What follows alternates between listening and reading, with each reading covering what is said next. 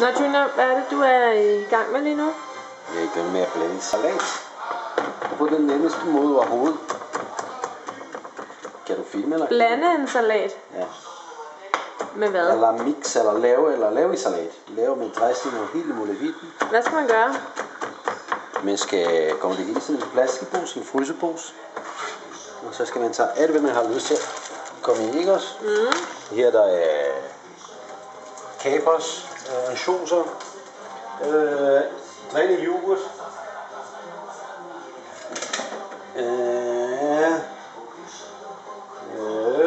drænet yoghurt, parmesan.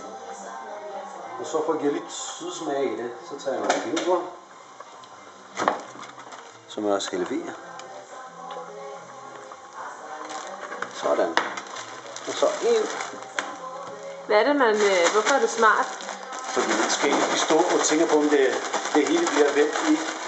Hvis man gør sådan her, så du ved at hver enkelt salatblad har fået dressing.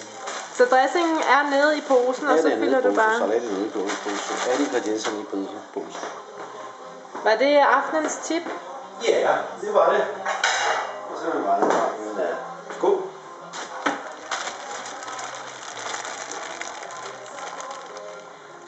Værsgo. Så smider man bare den der ud? Ja.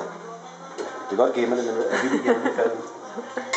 Det kunne min kone finde på.